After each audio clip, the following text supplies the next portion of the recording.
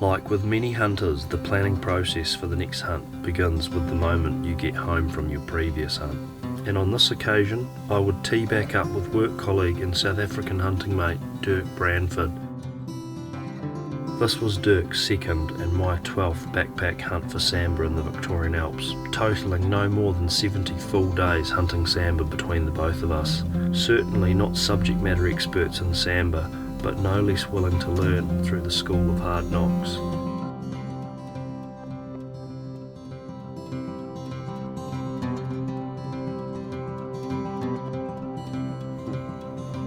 Nice yearling, that one. It's got a large form. That would have been looking for its mum too.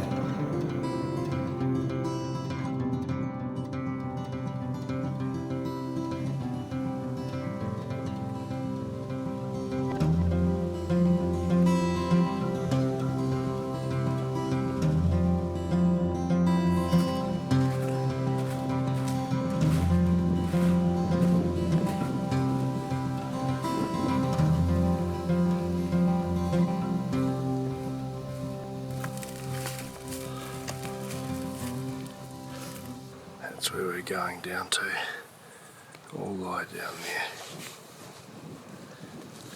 Big drop.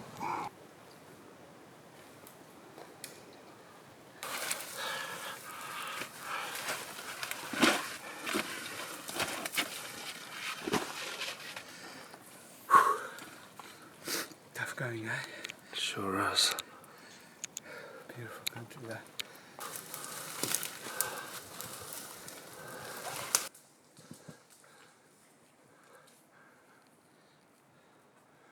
Now I'll come up and give you a hand, but you sort of got to like face into the slope. Dirk and I have been sidling down into some country for the last hour and a half. We're finally out of these ledges, so we've got quite a bit of a drop to go down to where we want to get to, but we're soon going to be on this main leading ridge, which is not a pretty ridge. It's actually got some pretty yucky thick crap on it, lots of windfall, and it's thick, so it's not going to be it's going to be slow going, put it that way.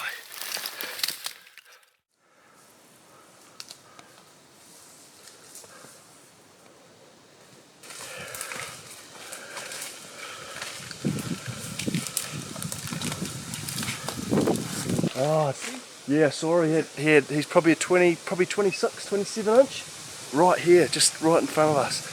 Oh, we're just still pushing on down to camp, and this ridge has just started to actually open up with a little bit of sign, but we've got a long way to go, so we're just route marching, and just put up a stag right in front of me, just down there, about 12 metres away, and he's just charged off in the other direction, off to our left. Number one.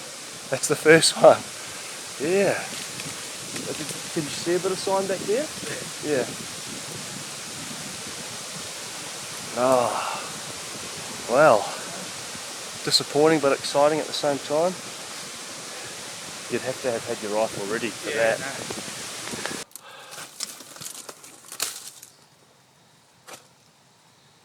Yeah, I mean he's splayed because he's on his way downhill, but he's just bedded just in here.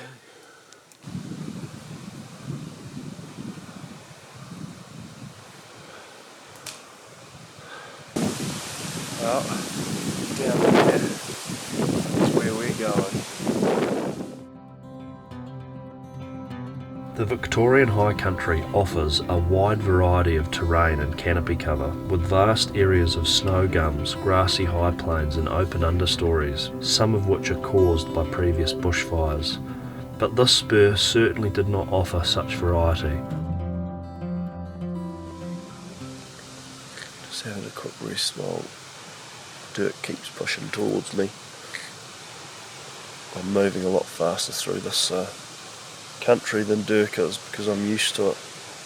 You'd be surprised how many stabiliser muscles and how much balance comes into play when backpacking into arduous terrain. It's not like there's a track we're walking on. We're up and over mossy logs that are wet and stones that give way under feet. Lots of fern that you can see around me here that covers what it is you're going to stand on, so you don't have that perspective. Lots of fallen deadfall that's angled down slope because of the snow's probably pushed it, and when you stand on it, it acts like just a ski. So all those things come into play, and if you're not used to that, you find it quite hard. So I'm just enjoying a little break. Obviously just dropped the water. It'll start to sidle down now to the valley. Come right over the top. Been walking since at 6:15. It's now 9:30. It's a good couple of hours. This spur of montane ash forest is characterised by its stony soils, thick and noisy understory, lush fern gullies and broken river flats. The sort of country that had me questioning the suitability of a compound bow. Despite the commonly believed assumption that going downhill is easier than going uphill, I personally prefer to climb or sidle when backpacking so as to avoid the jarring of knees with each step downhill, often onto unstable ground, fern-covered windfall or slippery logs, particularly off the beaten track.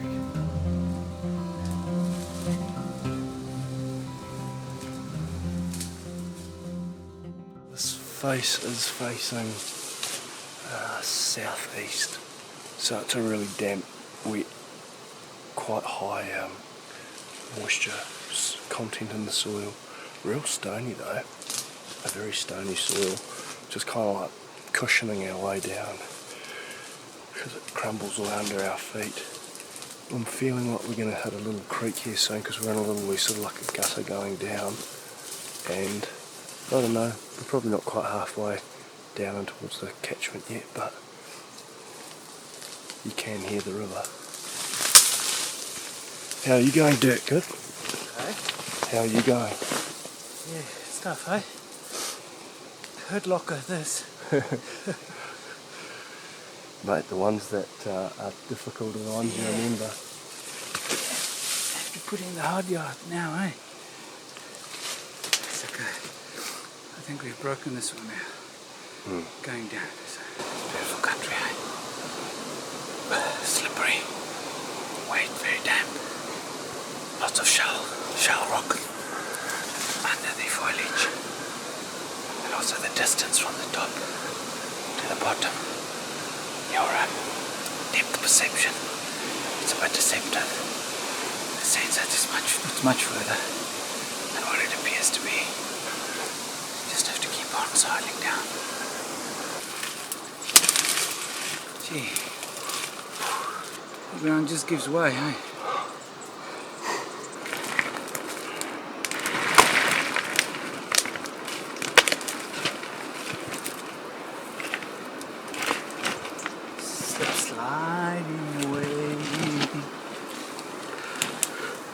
Climbing away.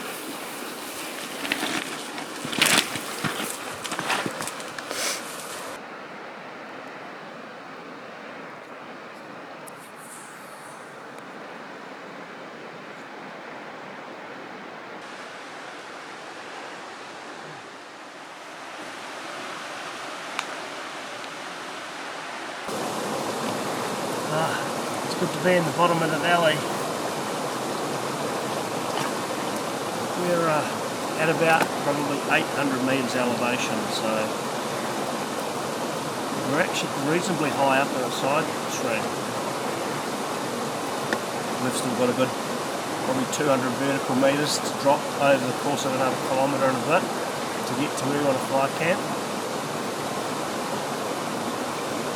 We took a direct bearing straight off the ridge down to the side stream, just because the going was actually not too bad. It was fairly steep and loose, but it wasn't. I mean, it was open enough to be able to pick your line. So I've marked the location, and we'll probably climb back up this route. There's a really nice face over here. We're going to have a bit of a glass at. Quite openish. It gets that sun, and quite a bit of sign down here. We're only 50 metres from the river, so totally going through.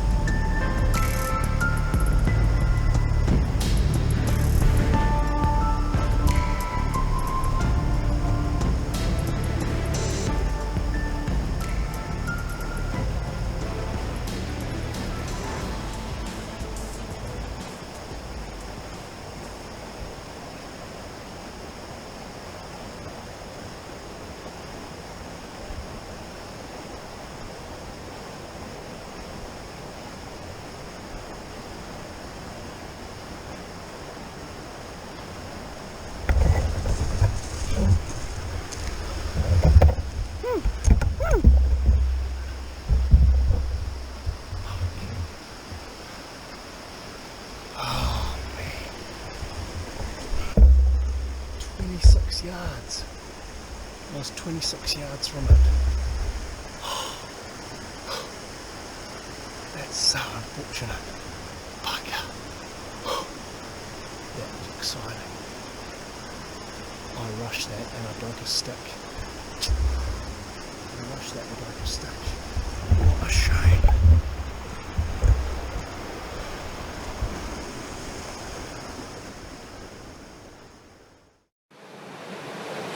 Not going to believe this, but after I spooked that stag, I went and caught up with Dirk Branford back to where the stag was, and the stag came back out into the face. And Dirk was looking down at his GPS and I'd gone back up to get my bow and turned around, and the stag was like, I had to shoot past Dirk's ear if I was going to have a crack with it. At 48 metres, so that stag can't have smelled me. Oh, same stag. That's bloody unbelievable. We continued to use the noise of the river to drown out any sounds of our approach as we descended the last kilometre towards a suitable fly camp. We cautiously climbed onto the southern side of the gully to glass across onto the northern faces, receiving the afternoon and evening sun, anticipating deer to show up almost at any minute. After all, we were now in their active zone, and it was coming on to that golden hour where we would expect them to feed down towards the flats. Beautiful country.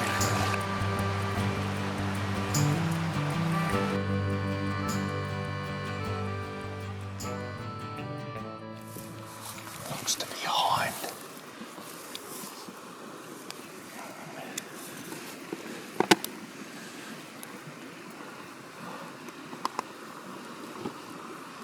That one's no good, so if you're going to do something, you better do it quickly.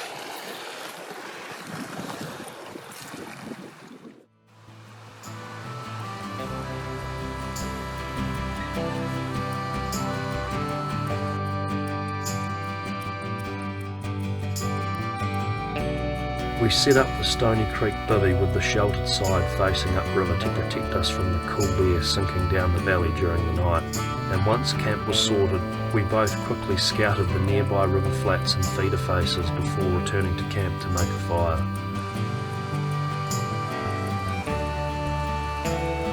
We had worked hard on our first day, and despite only seeing 3 deer, we were still excited about the days ahead.